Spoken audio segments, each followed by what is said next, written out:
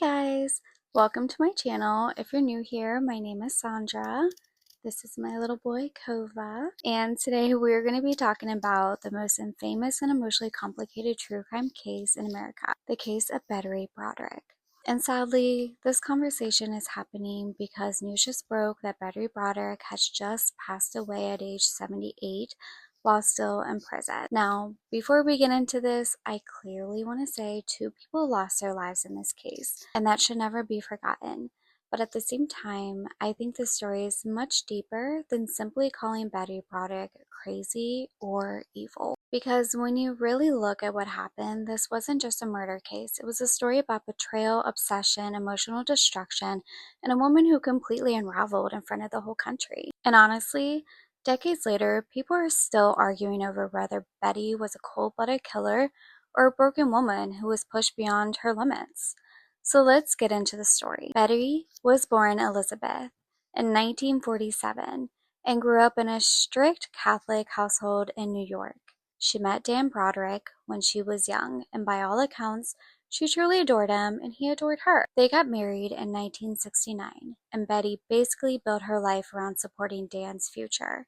She worked while he went through medical school, and then he went to law school. They had 4 children together and eventually became wealthy and successful in California. From the outside, they looked like the perfect upper-class American family, but behind closed doors, things were falling apart.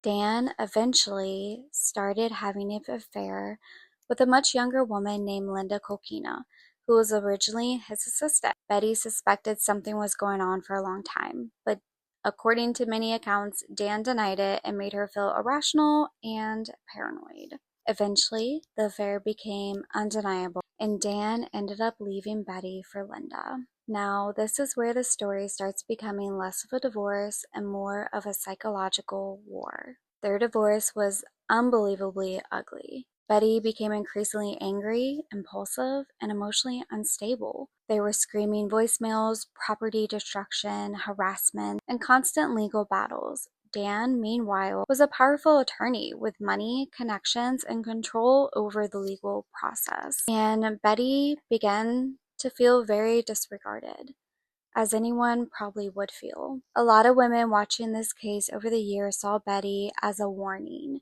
A woman who spent decades supporting a man, raising children, helping build a life, only to feel replaced by someone younger once he became successful. That struck a nerve culturally, especially in the late 1980s and early 1990s. But then came the moment that changed forever. On November 5th, 1989, Betty drove to Dan and Linda's home in San Diego early in the morning. She used a key she had taken from one of her daughters, entered the house while they were sleeping, and then shot both Dan and Linda to death in their bedroom. Linda was only 28 years old, and from that moment on, Bettybroderick became one of the most infamous women in America.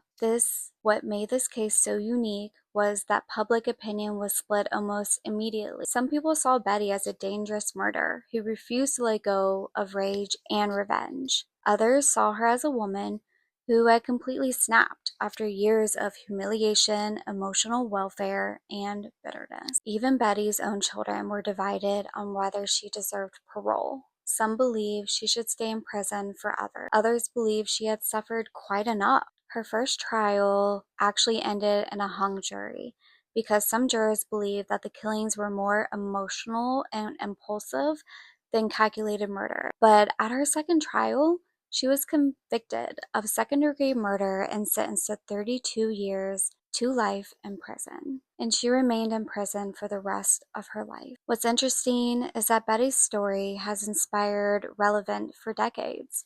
It's inspired books, documentaries, TV movies, and most recently, the second season of Dirty John, and honestly, I think the reason people remain fascinated by this case is because it forces people into uncomfortable conversation. How much emotional abuse can a person take before a psychological break? How much responsibility do we place on someone for losing control? And can someone both be a victim?